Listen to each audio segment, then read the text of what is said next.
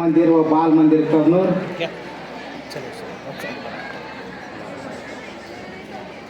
तुटलेले फुल सुगंध देऊन जातात, गेलेले क्षण आठवण देऊन जातात. प्रत्येकाचे अंदाज वेगळे असतात. काही माणसे क्षणभर तर काही माणसे आयुष्यभर लक्षात राहतात. असेच आयुष्यभर लक्षात राहणारी व्यक्ती म्हणजे या संस्थेचे संस्थापक अध्यक्ष आदरणीय जयकुमार कोल्हे साहेब. खरोखर ना सत्ता साथ होते ना संपत्ती साथ होते, इंसान की समज हमेशा साथ होते. माणुसकीच्या नात्यानं गोरगरीब लोकांच्यासाठी, विद्यार्थ्यांच्यासाठी या ठिकाणी या भागामध्ये अत्यंत चांगल्या पद्धतीनं भरपूर जरी अडचणी या लागल्या तर आता शिक्षण संस्था चालवायचं म्हणजे, आणि त्या सुद्धा अत्यंत चांगल्या पद्धतीने संस्था चालणारे असे आदरणीय जयकुमार कोल्हे साहेब. खरोखर समुद्रात सकाळी उठल्या समुद्रामध्ये अनेक जहाज जातात. अनेक जहाज गेल्यानंतर संध्याकाळी या जहाजांना एकत्र कुठं यायचं समजतच नाही, ते भरकटतात. त्यावेळी त्या समुद्रामध्ये एक लाईट हाऊस असतं. तुम्ही सगळ्या सहलीला जाऊन बघितलं, त्या लाईट हाऊस कडे बघून सगळे ते येतात. तसं या संस्थेचं लाईट हाऊस म्हणजे जयकुमार कोल्हे साहेब. त्यांच्यासाठी जरा जोरात टाळ्या होऊ देत बरं का.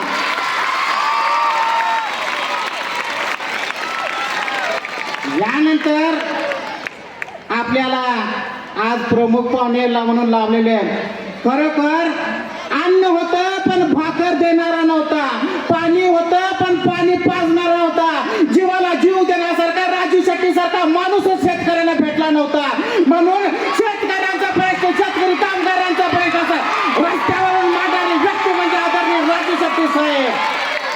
त्यांच्यासाठी जरा जोरदार टाळ्या होऊ देत बरं का.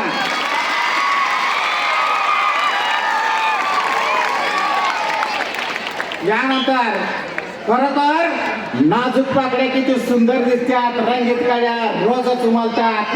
नजरेत मारणारी सर्वच असतात, पण हृदयात उतरणारी फारच थोडी माणसे असतात. असे सर्वांच्या हृदयामध्ये उतरणारे आदरणीय PM पाटील साहेब, देशभक्त, रत्नपन्ना, कुंभा, पंचिंगा, सहकारी, साखर सार्थ करण्याची पाने, यांच्यासाठी जरा जोरदार टाळ्या होऊ देत बरं का.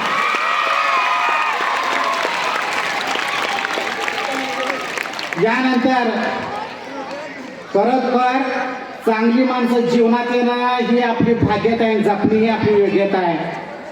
त्यानंतर पाहुणे लाभलेले आहेत आपल्याला आदरणीय समाज प्रबोधिनी प्रसाद कुलकर्णी साहेब. त्यांच्यासाठी जरा जोरदार टाळ्या होऊ देत बरं का. बघूया टाळ्या हिकडचे वाजतात काही हिकडचे वाजतात, जरा जोरात.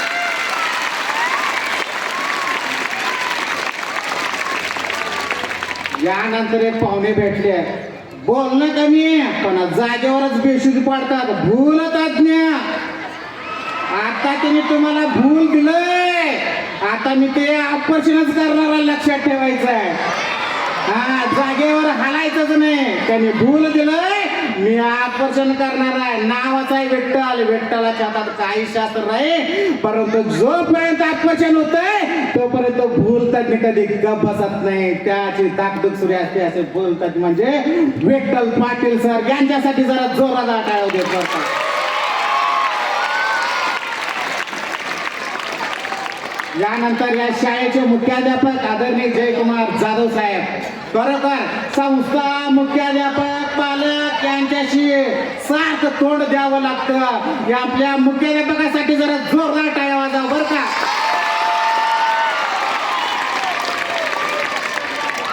यानंतर ज्यांनी मला तुमचं आणि माझं भेट घडवून आलं.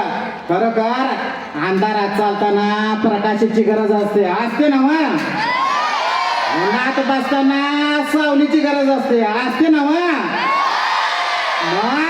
अशाच पद्धतीनं जीवन चालताना इकडे तिकडे भरताना सुनील राजमान्यासारखा मला मित्र भेटला आणि म्हणा लागलं म्हणायचं जीविकाला वापरून सुनील माने सरांच्यासाठी जरा जोरदार टाळ्या.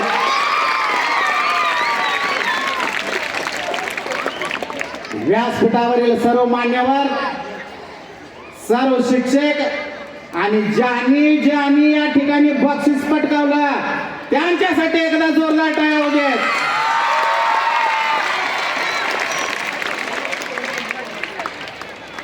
खरोखर आपुलकी असेल तर जीवन सुंदर, फुले असतील तर बाग सुंदर, गालातल्या गालात एखादा हसू असेल तर चेहरा सुंदर, आणि नाती मनापासून जपली की आठवण सुंदर. अशीच एक सुंदर आठवण म्हणजे वार्षिक स्नेह संमेलन 42वा. खरोखर कलागुणांना वाव आहे, कलागुणाला वाव आहे, गुणवत्तेला वंदन आहे.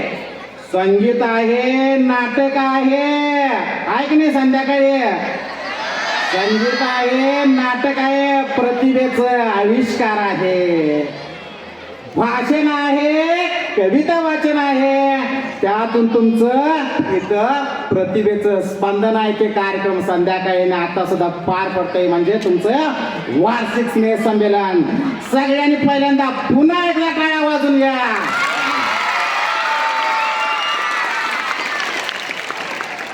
जागचं हालायचं नाही आता 2 तास, बर काय, तर भूलतात नाही, भूलच यायला लावतोय आता.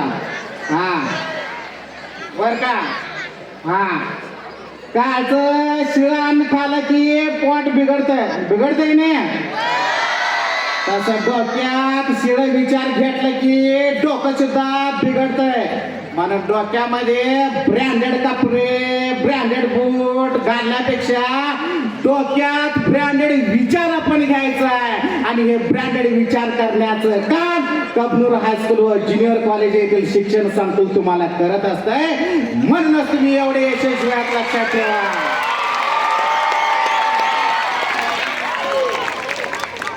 रान पेरायचं असेल तर पहिल्यांदा रान स्वच्छ करावं लागतंय की नाही, मग चांगलं पीक येतंय. तसं ही शिक्षक मंडळी तुम्हाला चांगलं या ठिकाणी स्वच्छ करून रान पेरतात, चांगलं तयार करतात. जसं की शेंगदाणा माहित आहे, शेंगदाणा होय की नाही, हा फोलपाट्यात असतंय, फोलपाट्या काढून टाकलं की ते शेंगदाण्याला काहीच किंमत नाही, परंतु जेव्हा ते शेंगदाणा रानात घालतोय परत ते फोलपाट्या घेऊनच जन्माला येते बघा. तसे आमचे शिक्षक तुम्हाला चांगलं सांगत असतात, तरी सुद्धा फोलपाट्यासारखंच काही पोर येत असतात बघा. चांगलं शेंगदाणा असलं तरी सुद्धा फोलपाट्या घेऊनच. जसं रानामध्ये ऊसाच्या कांड्या आपण पेरतोय नाही, तणकट काही पेरतोय आपण, तणकट बी येतेच की. फक्त आमचं काम आहे तणकट काढून टाकायचं आणि तुमच्या मनातील मरगळ दूर करायचं आणि तुम्हाला यशस्वी व्हायचं, आणि ते यशस्वी झाल्याचं आम्ही बघायचं, हेच मोठं काम आहे. खरोखर या कार्यक्रमासाठी बोलवले जगात शांतीचा संदेश देणारे तथागत गौतम बुद्ध, जगामध्ये क्रांती घडवणारे डॉक्टर बाबासाहेब आंबेडकर, ज्याने रण जिंकलं ते वीर असतील, पण जे मन जिंकलं ते महावीर असतील. भगवान महावीर जीवनम अशा पद्धतीने जगाला संदेश दिला. त्यानंतर श्रम हेच दैवत, कष्टातच ज्यांनी देव बघा अशा पद्धतीने सांगितलं ते महात्मा बसवेश्वर. आणि मन व मनगटावर ज्यांनी हिंदवी स्वराज स्थापन केलं ते रयतेचं राज निर्माण होय अशा पद्धतीनं ज्यांनी हे महाराष्ट्र घडवलं ते छत्रपती शिवाजी महाराज. ज्यांच्या पोटामध्ये जन्म झाला ती माता, आणि ज्याच्या पोटामध्ये अंत होतो त्या मातेला विनम्र अभिवादन करतो. आणि मी एक 4 शब्द सांगतो ते ऐकायचं बर का. तर बघा आज समाजामध्ये मला अनेक पक्षी तुम्हाला सांगायचं म्हणजे की सगळ्यांना कीटक आहे, किडा माहित आहे, किडा माशी. माशीला आपण विषारी समजतोय की नाही, घाण वाटते बघा. माशीला कोण खातंय, हा पाल खातंय नाही, पाल माशीला पाल खातंय. पालीला कोण खातंय, छोटे छोटे साप खात्यात की नाही, पालीला छोटे छोटे साप खातात. आणि छोट्या छोट्या सापाला कोण खातंय, कोंबड्या खातात. आणि कोंबड्याला कोण खातंय, माणूस. म्हणजे माणूस किती विचारी आहे बघा. हा सापाचं विष कुठं आहे, डोक्यात आहे, 2 दातात आहे, सगळ्यांना माहिती होतं की नाही. पण सापाचं विष डोक्यात आहे, विंचवाचं नांगीमध्ये होत आहे. आणि त्यामुळं विंचू बघा सापात प्रचंड विष असतं, विंचवात जराच दिसते पण नांगी वर करून जात असते बघा असं असं असं, आणि साप मात्र नम्रपणे जात असते प्रचंड विष. अशी विंचवासारखी माणसं आज आहेत बरं का, की कधी डंक मारतील म्हणून घ्या रे चप्पल म्हणतात बघा विंचू दिसलं की, अशी सुद्धा आहेत. म्हणजे त्या सगळ्यांच्या पेक्षा कोणाचं विष कुठं आहे? मेंढा दिसला की डोक्यानं कधी हाणतंय, गाढव दिसलं की कधी लात मारतंय, पण माणूस बघितला तरी आपल्याला वाटते काय कुठं विष असेल काय सांगता येत नाही. माणसाकडे सगळीकडनं बघितलं तर आपला विषाचं विष दिसतंय.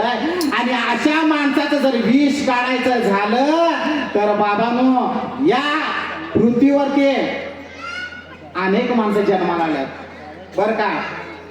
पाय नसलेला बी जन्माला आलाय की नाही, तो बी जगतोय.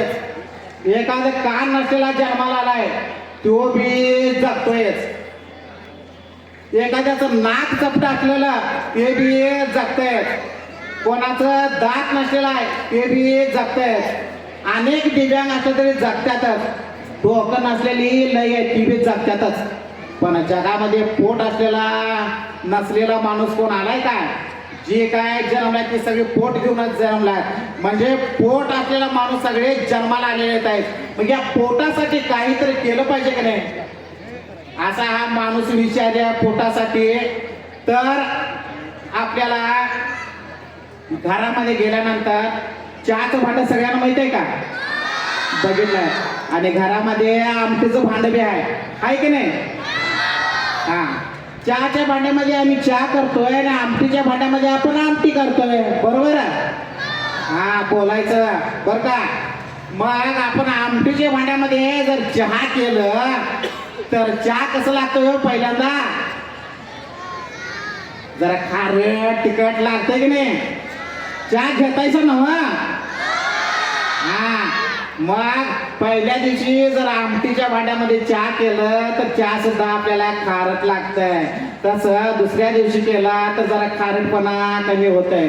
तिसऱ्या दिवशी केला आणि जरा असंच आठवडाभर जर आमटीच्या भांड्यामध्ये चहा केला तर आमटीचं भांड बी एक दिवस गोड होतंय की नाही?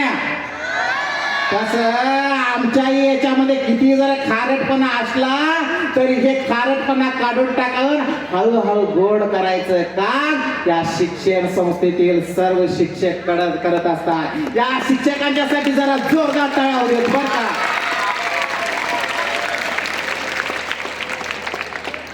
बघा 2G आलंय, 3G आहे, 5G आहे, शिक्षक 7G सुद्धा येईल.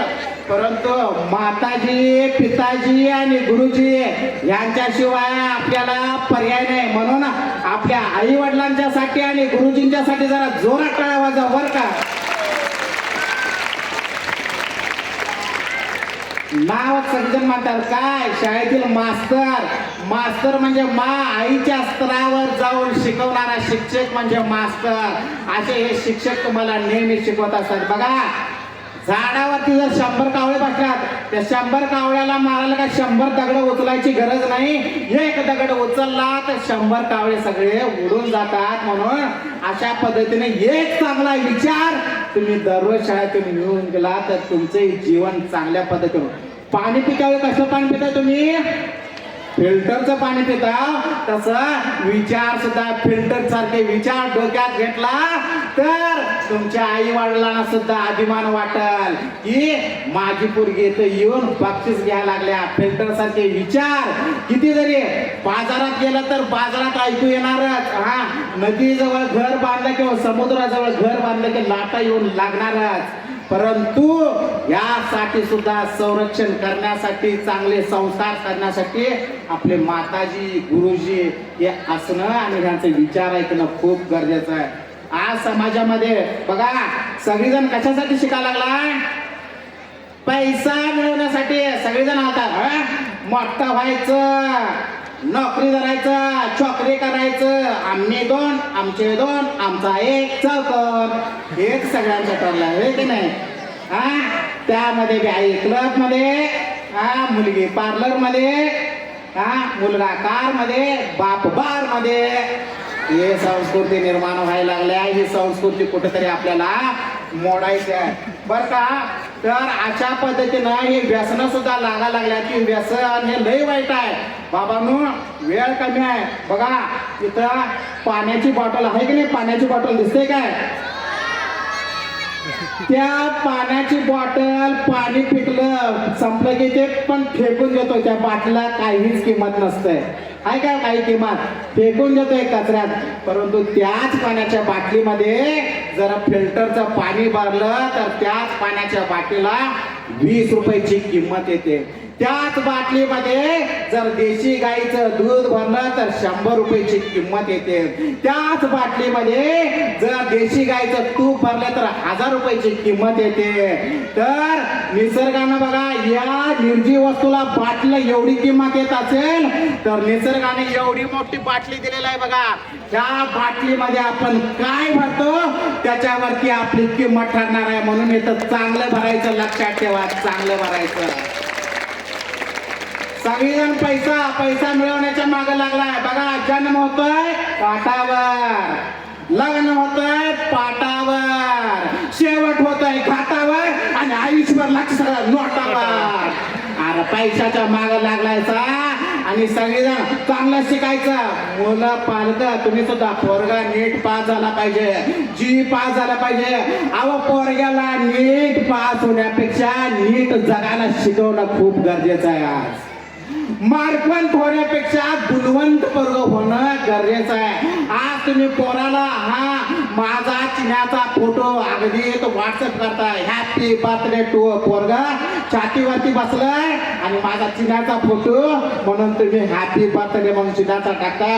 उद्या तेच पोरग येत आहे, बाबा माझी माझी वाटणी दे, छातीवर पाय ठेवतोय आणि म्हणतोय आता ठेवा की ते चिन्हाचा फोटो. हा चिन्याला काय शिकवलं आपण, चिन्याला पैसे द्यायचं शिकवायचं नाही, चिन्याला आपला आदर्श शिकवायचा आहे. आदर्श बघा या ठिकाणी अनेक महान समाज सुधारकांचे फोटो आहेत. ज्यावेळी तुमच्या चिन्याला तुमच्या पिंकीला ज्यावेळी तुम्ही जेव्हा आदर्श व्हाल तेव्हा तुम्ही यशस्वी पालक व्हाल. म्हणून मुलांना आदर्श देणं गरजेचं आहे. म्हणून बाबांनो किती जरी अडचण आल्या, वेळ झाला असेल, खाली बसायला नको वाटत असेल तर एक गोष्ट, कुकर कधी बघितलंय की नाही, घरात खालून जाळ लावतात, पोटात शिजतंय आणि वर शिट्टी मारताय, तसंच 1 तास अजून शिट्टी मारत बसायचं आहे बर का. हा पहिले ते निर्जीव वस्तू खालून जाळ लागतात, पोटात काळू ओढू दे, खालून जाळ लागू दे, पण शिट्टी मारत 1 तास अजून बसायचा आहे. एवढंच नाही, मिक्सर बघितलंय नाही, हा ओल्या मिरच्या घातल्या तरी तोंड झाकून गुर्र करताय, तसं गप गुर्र करून ऐकायचं बघा सगळ्यांचं. काय गुर्र तोंड झाकून बर का. तर हे जीवन जगताना आपण व्यसन करायचं नाही बर का.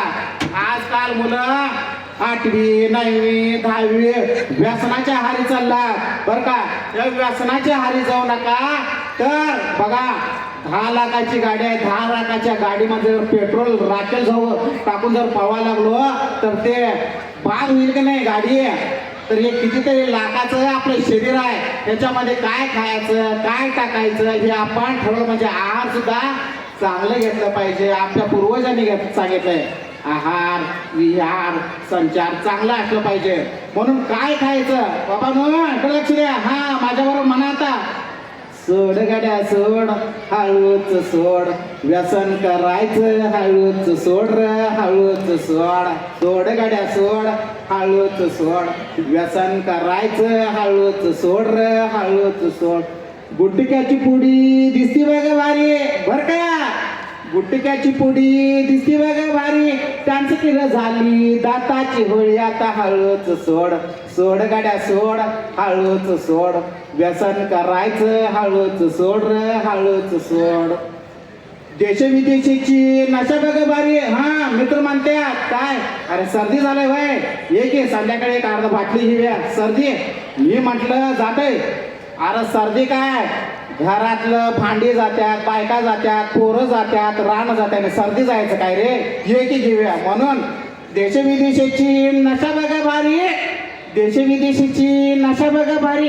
त्यानं किर झाली संसाराची होळी, आता हळूच सोड सोड गड्या सोड, हळूच सोड, व्यसन करायचं हळूच सोड हळूच सोड.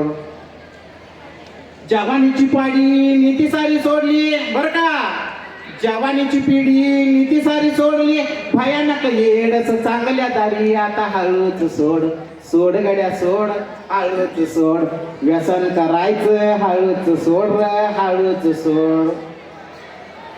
तंबाखूची चिमाट दिसती का ग भारी, बघा आपल्या तालुक्यात आणि परिसरामध्ये जिल्ह्यामध्ये तंबाखूची चिमाट दिसती बरं भारी, त्यानं की रे माणसाला कॅन्सर झाला, आता हळूच सोड सोड गाड्या सोड, हळूच सोड, व्यसन करायचं हळूच सोड हळूच सोड. व्यसनाच्या मार्गाला बाबांनो लागायचं नाही. इथं आज आपला बाप माग येऊन बसला, आपल्या बाप फाटलेला बन्यान आणि चप्पल तुटलेला अंगठा, काय व्याख्यान द्यायची गरज नाही जास्त. आपल्या बापाला जो ओळखतोय ते बघा, फाटलेलं चप्पल तुटलेलं बन्यान, आपल्यासाठी आपला बाप कष्ट करतोय, तोच बाप या ठिकाणी अभिमानाने एक दिवस तुम्ही नंबर काढला की अभिमानाने येऊन पारितोषिक घेतोय.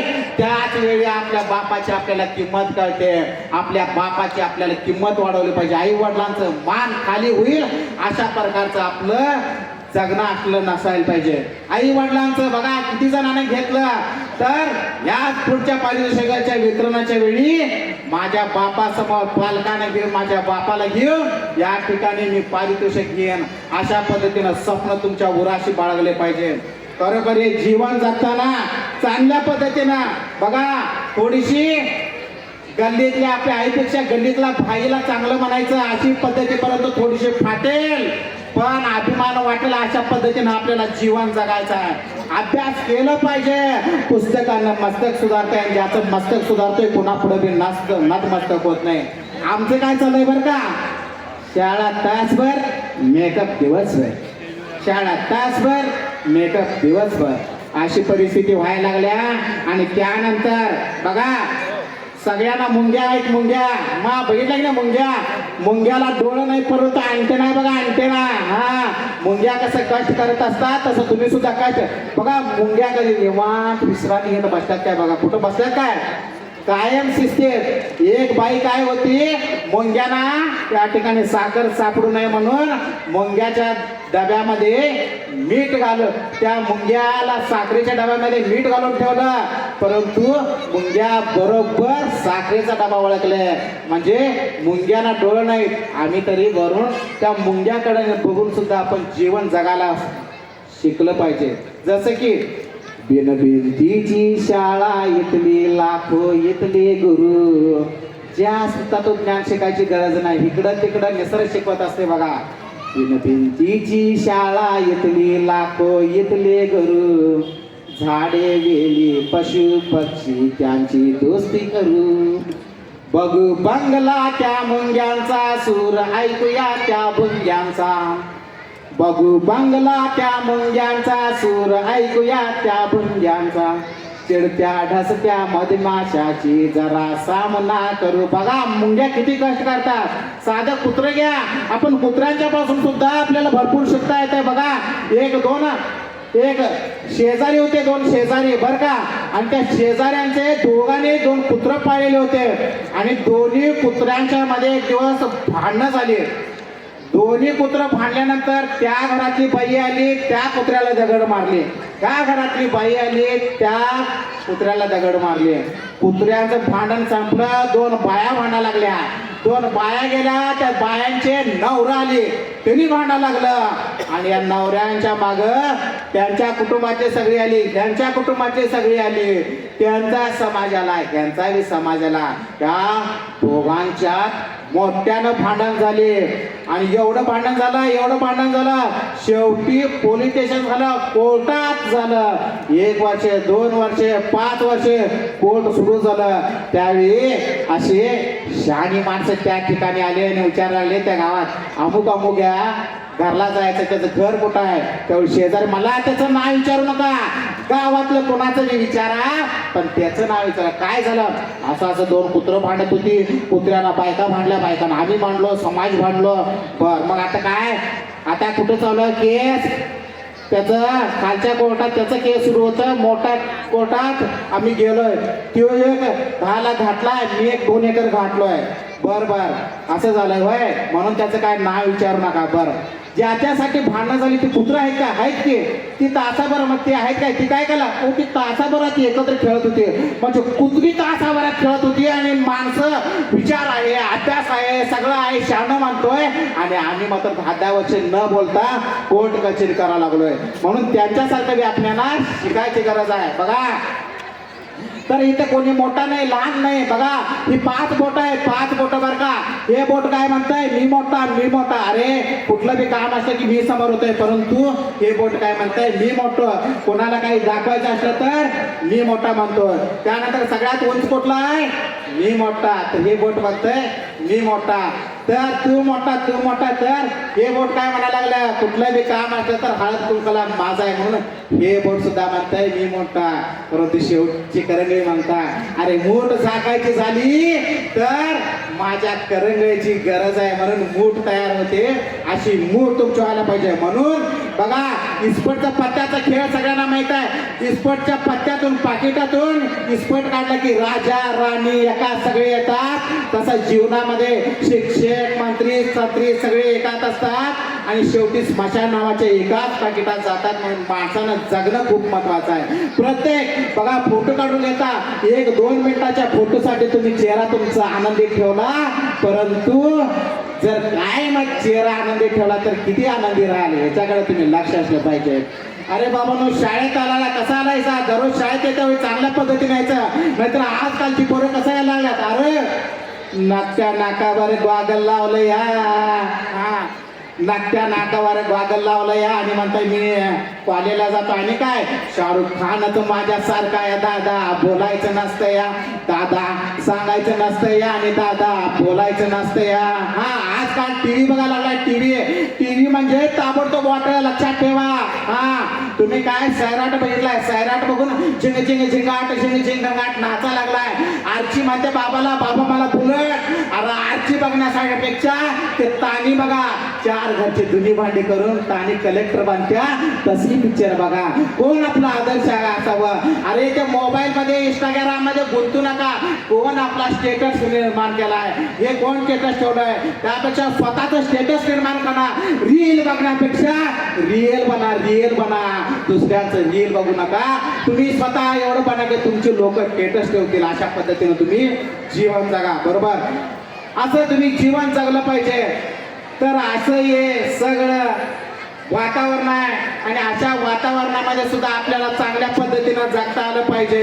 मोबाईल इंस्टाग्राम अशा पद्धतीनं जगू नका. अरे पांढऱ्या कपड्याखाली काळं म्हणाया आणि टोपी फिरल. काय बी चाललंय राजकारणामध्ये?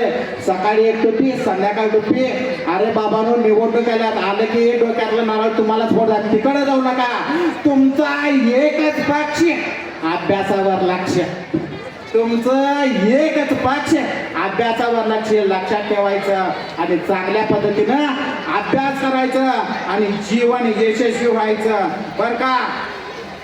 सही समय पर पहचान लो तुम्हें करना क्या है, लेकिन समय तय करेगा तुम्हें करना क्या है. अशा पद्धतीनं वेळेवर. शेवटी मी एवढं सांगतो बाबांनो, सगळ्यांनी आनंदानं राहायचं. सगळ्यांनी देवानी शक्ती दिली आहे. बघा एक राजा असतोय आणि राजा 2 गरुडांना पाळलेला असतोय. दोन्ही गरुडांना लहानाचं मोठा करतोय आणि उंच उडायला देतोय. एक गरुड उंच आकाशामध्ये उडतोय आणि दुसरा गरुड तिथंच बसतोय. कोणाला काही कळना की दोघांना तेवढंच खाद घातलंय, पण एक गरुड उंच आकाशामध्ये उडलाय. मग अनेक मोठे विद्वान मंडळ येतात, कोणाच्या हातनं होत नाही. सामान्य शेतकरी येतोय आणि गरुडाला उंच उडवतोय. राजाला काहीच कळवणार. राजा पळत येतो आणि शेतकऱ्याला विचारतो कसं काय केलंस? मी काहीच केलं नाही. गरुड ज्या फांदीवरती बसला होता फक्त ती फांदी मोडली आणि गरुडाला कळलं की माझ्या बी पंखात बळ आहे. अरे बाबांनो तुमच्या बी पंखात बळ आहे. तुम्ही बी उंच उडू शकता आणि अशा पद्धतीने तुम्ही बी उंच उडावं. शेवटी एवढं सांगतं. हा माझ्या बरोबर गाणं म्हणायचं बर का? वेळ झालाय. हा बर का? माझ्यावर गाणं म्हणायचं आता. शारा आणि तारा, तारा आणि शारा, शाराने तारा ताराने सारा समजाने एकीन रायाच र नाही कोणी आडाने रायाच शाराने तारा रामाने भीमा समजाने एकीन रायाच र नाही कोणी आडाने रायाच देवा धर्माचा शाप आणि डोक्याला ताप देवा धर्माचा शाप आणि डोक्याला ताप आणि सर्देची कटकट मिटवायची र नाही कोणी आडाने रायाच शहराने तारा रामाने भीमा समजाने एकीन रायाच र नाही कोणी आडाने रायाच नाही चालायचं पायानं बर का मेंढरासारखं कसं बी जायचं नाही चालायचं पायानं जरा डोकं वापरून चालायचं समजाने एकीन रायाच र नाही कोणी आडाने रायाच शाहूजींचा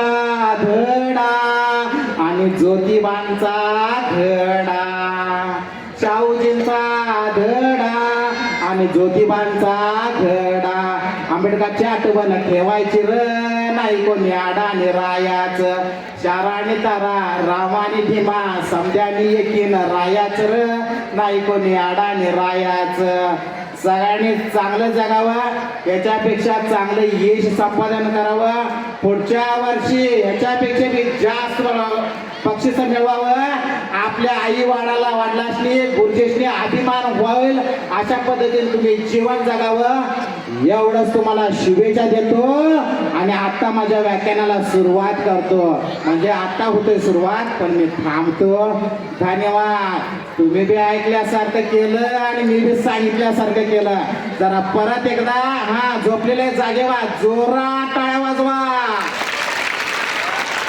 हा आता म्हणा भारत माता की भारत माता की सगळ्यात जास्त देव कुठल्या देशात आहे भारतात सगळ्यात जास्त देव कुठल्या देशात आहे सगळ्यात जास्त संत कुठल्या देशात आहे सगळ्यात जास्त व्याख्याते कुठल्या देशात आहे सगळ्यात जास्त प्रबोधनकार कुठं आहे